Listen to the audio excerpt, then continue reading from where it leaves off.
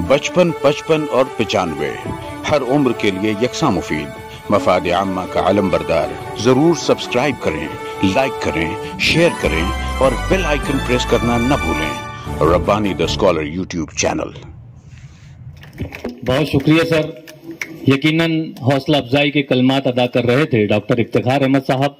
आइए अकोला से तशरीफ फरमा स्पेशल नीड्स के जो बच्चे होते हैं उनको एक जमाने से, एक अरसे से केयर करने वाली मोहतरमा डॉक्टर निगहत तमन्ना साहबा से मैं इल्तिमास गुजार हूं कि माइक पे तशरीफ लाएं और अपने तासुरात का इजहार करें।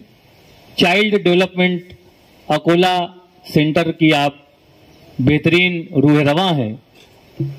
माइक पे तशरीफ लाएं और अपने एहसासात का इजहार करें। रब्बि इश्रह ली सदरी वयस्सिर ली अमरी वहलुल उक़दतम मिन लिसानी यफ़क़हू क़ौली। स्टेज पे तशरीफ फरमा गिरामी कद्र मुअज़्ज़िज़ मेहमानान खुसूसी और गिरामी कद्र सामीन और सामियात, अस्सलामु अलैकुम व रहमतुल्लाहि व बरकातुहू। रब्बि इश्रह ली सदरी वयस्सिर ली अमरी वहलुल उक़दतम मिन लिसानी यफ़क़हू क़ौली। नहमदु नसल्ली अला रसूलिल करीम, अम्मा बाद। सबसे पहले मुबारकबाद पेश करती हूँ hope school for special needs के चेयरमैन और डायरेक्टर हुज़ैफा उदाई सर और इफ्रा मैम का, कि यकीनन शहरियाने मालेगांव के लिए ये एक मुनफरिद इदारा, शायद पहला वेरी फर्स्ट इंस्टीट्यूशन यहाँ पर कायम होने जा रहा है, जिसकी बिना यहाँ पर डाली गई है। और बहुत ही नेक ख्वाहिशात मैं आप तमाम को पेश करती हूँ और अल्लाह से दुआ भी करती हूँ कि ये अपने आप में एक मुनफरिद कदम आपने उठाया है। अल्लाह ताला आपका हामी और नासिर हो, मददगार हो, और जिन मकासद के लिए आपने इस इदारे की बिना डाली है, अल्लाह ताला उन मकासद को पूरा करने में आप तमाम का मददगार भी हो। चूंकि हम देखते हैं कि इसके अगराज़ मकासद हमारे सामने आ चुके हैं बहुत अच्छे से, और यहाँ पर जो स्टूडेंट्स का एडमिशन लिया जाता है वो जिन्हें हम स्पेशल चाइल्ड के तौर पर समाज में देखते हैं, हमारी सोसाइटी में उनका एक अलग नजरिए से उन बच्चों को हम देखते हैं या फिर उनसे डील करते हैं। और बहुत बार ये भी देखा गया है कि फॉरेन कंट्रीज के मुकाबले में इंडिया में इस चीज को लेकर अवेयरनेस थोड़ी कम हमको यहाँ दिखाई देती है। तो ऐसे बच्चे आइसोलेशन का भी शिकार होते हैं, या फिर उनके पेरेंट्स बोलिए या सोशल जो उनका इन्वॉल्वमेंट होता है वो कम होने की वजह से पेरेंट्स भी वो बच्चों को लेकर सोसाइटी को फेस करने से जो है गुरेज करते हैं, कतराते हैं। अल्हम्दुलिल्लाह 7 साल से smile institute of child health and child development centre में अपनी खिदमत बहैसियत कंसल्टेंट फिजियोथेरेपिस्ट हम अंजाम दे रहे हैं। तो एक पर्सनल एक्सपीरियंस की बिना पर ये बात सामने आई है कि इन बच्चों को आइसोलेशन का शिकार नहीं होने देना चाहिए, बल्कि इन बच्चों को वाकईतन एक स्पेशल केयर और स्पेशल नीड की जरूरत होती है। अगर हम उसको समझ ले और वो बच्चों को अपने बच्चों और आम बच्चे की तरह अगर उनके साथ हम डील करें, तो यकीनन ये बच्चे भी माशरे में, सोसाइटी में एक अपना अलग मकाम जो है हासिल कर सकते हैं। बल्कि इन गुज़िश्ता 7 सालों के एक्सपीरियंस में अल्हम्दुलिल्लाह ऐसे बच्चे भी जो है कैपेबल हुए हैं जिनकी कोई होप जो है मुंबई और पूना के डॉक्टर्स ने नहीं दी थी कि ये बच्चा लाइफ में कुछ नहीं करेगा। वो बच्चा ऐसे था कि मेंटल रिटार्डेशन, ऑटिज्म का शिकार था, जो अपने पेरेंट्स तक को पहचानता नहीं था, जिसके अंदर सेल्फ अवेयरनेस भी नहीं था। लेकिन आफ्टर थेरेपीज और उसको प्रॉपर स्पेशल एजुकेशन के जरिए जब ट्रीट किया गया, तो विद इन 2 to 3 years में वो बच्चा अल्हम्दुलिल्लाह बोल भी रहा है और अब वो अपने पेरेंट्स को भी पहचानता है। और बल्कि जब वो 1.5 साल की उम्र में, 2 साल की उम्र में जब हमारे पास आया था, तो उसकी माँ रो रही थी और कहती थी कि मैम हमारा बच्चा तो बहरा भी है और गूंगा भी है। उनको ये लगता था कि ना वो सुन सकता है ना बोल सकता है, बल्कि एक बुद्धा लाइक उसका फेस था, मास्क फेस वो बच्चे का था, जिसके चेहरे पर भी कोई एक्सप्रेशन नहीं हुआ करते थे। And he was a case of mental retardation. तो इसके लिए मुंबई और नागपुर के डॉक्टर्स ने कमेंट पास कर दिया था कि आप ये बच्चे पे ध्यान देना छोड़ दीजिए, अब अपने दूसरे बच्चे पे ध्यान दीजिए। लेकिन वो बच्चे को फिर यहाँ का एड्रेस मिला हमारे सेंटर का, 3 साल उसने ट्रीट किया, 6 साल की उम्र होने तक अल्हम्दुलिल्लाह वो बच्चा बोल रहा है, अंडरस्टैंडिंग उसके अंदर आ गई है और अब वो दूसरे बच्चों के साथ खेलता भी है और सबके साथ इन्वॉल्व भी होता है। वही एक बच्चा 8 साल की उम्र में ADHD का एक केस हमारे पास आया। ADHD होता है attention deficit hyper active disorder, जिसमें बच्चा बहुत ज्यादा अति चंचल होता है और इम्पल्सिव उसका बिहेवियर होता है, यानी काबू करना थोड़ा मुश्किल हो जाता है। और बहुत बार ये था कि वो बच्चे के खुद पापा और उसकी दादी उसको जो है मार मार कर घर में रखा करते थे और उसको जो है दिन रात जो है चाटे पड़ा करते थे और उसकी माँ को जो है ताने मिला करते थे कि तुम्हारा ये बच्चा बहुत ज्यादा शरीर है, शरारती है। बहुत बार हम ADHD को भी मिसडायग्नोस हो जाता है या पेरेंट्स को लगता है कि ये बहुत बदतमीज बच्चा है, तो उसको भी मार पीट कर रखा जाता है। लेकिन जब मुंबई गए तो मुंबई के डॉक्टर्स ने कुछ मेडिकेशन उसकी स्टार्ट की और 8 साल तक वो सिर्फ मेडिकेशन पे रहा। और फिर एक वक्त ये हुआ कि जब आप मेडिकेशन लेते हो और उसको प्रॉपर अगर थेरेपीज या स्पेशल एजुकेशन उसको प्रॉपर केयर नहीं दिया जाता है तो बच्चा अग्रेशन का शिकार हो जाता है, यानी मेडिसिन का इफेक्ट जब तक रहेगा वो शांत रहेगा, अगर मेडिसिन स्टॉप आप करते हो तो वो जो है हाइपरनेस उसका बढ़ने लगता है। तो एक वक्त ऐसा आया कि वो बच्चा कपड़े उतार कर नाली में भी चलता था, पत्थर उतार कर अपने टीचर को भी वो दे मारता था, क्योंकि पेरेंट्स को पता ही नहीं था कि ये बच्चे को कुछ प्रॉब्लम है। नॉर्मल बच्चे की तरह उसको नॉर्मल स्कूल में डाला तो एक दिन उसने अपने टीचर को ही मार दिया और दूसरे बच्चों को भी हार्म पहुंचाने लगा। और नौबत ये आई कि वो एक रेप्यूटेड स्कूल में था, तो वहां के प्रिंसिपल ने ये कहा कि अब इस बच्चे को इस स्कूल से दाखिला हम निकाल देते हैं, अब आप यहाँ से अपने बच्चे को निकाल दीजिए। तो फिर वो हमारे सेंटर पर आए और अल्हम्दुलिल्लाह 3 साल उसने थेरेपी की ऑन रेगुलर बेस। उसको फिजियोथेरेपी के अंदर हम लोग न्यूरो डेवलपमेंटल थेरेपीज उसको देते हैं, स्पीच थेरेपी और स्पेशल यानी बिहेवियर मॉडिफिकेशन उसको दिया गया। साइमल्टेनियस ये तीनों थेरेपीज उसकी चलती रही।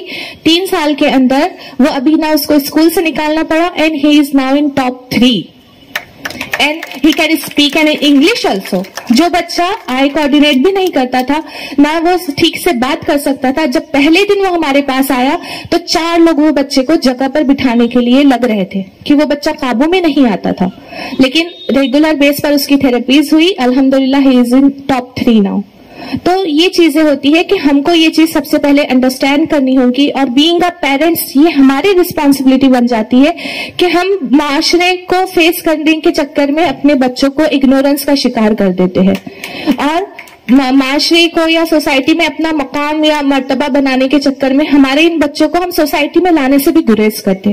तो सबसे पहले हम रिक्वेस्ट करेंगे कि पेरेंट्स से ये रिक्वेस्ट करेंगे कि सबसे पहले आप अपने बच्चे को एक्सेप्ट कीजिए, उसको घर में छुपा कर मत रखिए, उसको सोसाइटी का हिस्सा बनाइए, उसको प्रॉपर और स्पेशल एजुकेशन दीजिए।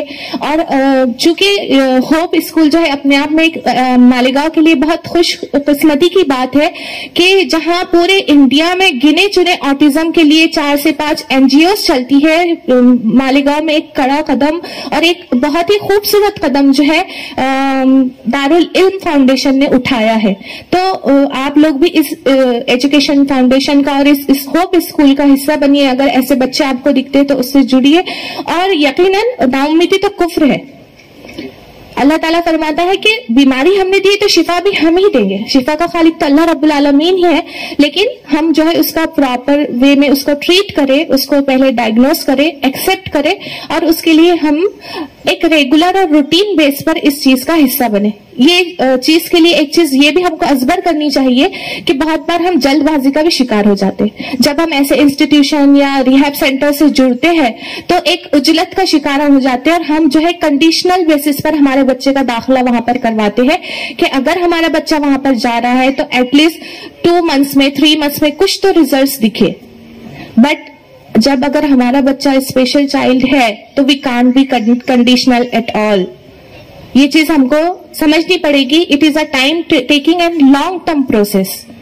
बहुत से बच्चे ऐसे जो 1 साल तक भी रिजल्ट नहीं दिखाएंगे और 1 साल के बाद सडन उनके अंदर एक प्रोग्रेसिव चेंज हमको दिखता है। कुछ बच्चे हैं जो 1-2 महीने में बहुत ड्रामेस्टिक चेंज उनके अंदर हमको देखने मिलता है। तो हर बच्चे का डेवलपिंग और ग्रोइंग पावर वेरी करता है चाइल्ड टू चाइल्ड। इवन हमारे घर में भी अगर 5 बच्चे हैं तो 5 की कैपेसिटी अलग रहेगी, ग्रोइंग पावर अलग रहेगा।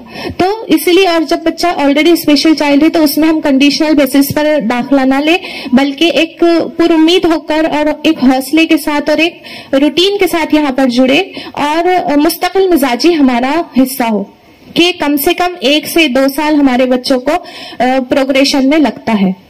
तो बस इसी के साथ मैं और ये भी आपको बता दूं कि ऑटिज्म की चूंकि यहाँ पर बात होती है तो ऑटिज्म में जैसे बर्तानिया में हर साल जो है वहां पर मर्दमशुमारी की जाती है, सर्वे किया जाता है। तो वहां पर सर्वे के मुताबिक ये बात आई है कि हर 7 में से 1 बच्चा ऑटिस्टिक है या न्यूरो डाइवर्सिटी का शिकार है। न्यूरो डाइवर्सिटी में it is a group of disorders. सिर्फ ऑटिज्म को हम नहीं लेंगे बल्कि ऑटिज्म, डिसलेक्सिया और एडीएचडी ये तीनों का जो है ग्रुप डिसऑर्डर होता है, उसे हम न्यूरो डाइवर्सिटी कहते हैं। तो यहाँ पर बर्तानिया में हर 7 में से 1 बच्चा या 1 फर्द जो है न्यूरो डाइवर्सिटी का शिकार होता है, जिसमें लर्निंग डिसेबिलिटीज के साथ बोलने, समझने, अंडरस्टैंडिंग और कोऑर्डिनेशन का प्रॉब्लम बच्चों में देखा जा सकता है।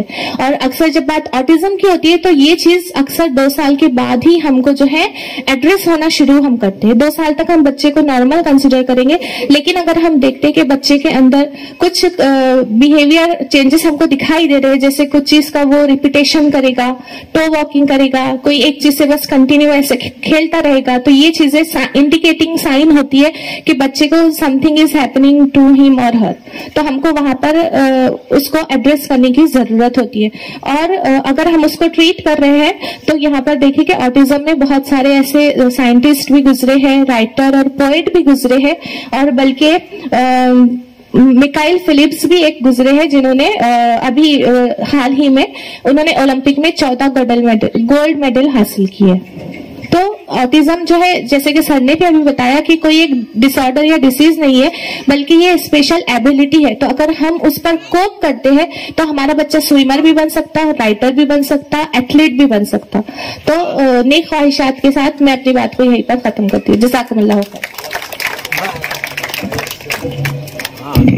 बहुत शुक्रिया डॉक्टर निखात तमन्ना साहबा। यकीनन आपके लेक्चर ने साबित कर दिया कि आप किस तरह से इस स्पेशल नीड्स के तलबा तालबात के लिए मुनहमिक हैं और अपने कारहाय नुमाया अंजाम दे रही हैं। आइए इस मौके पर मैं चाहूंगा कि खातून एजुकेशन सोसाइटी के रूहरवां मोहतरम रिजवान अब्दुल मुतल्लिब साहब माइक पर तशरीफ लाएं और अपने एहसासात का इजहार करें।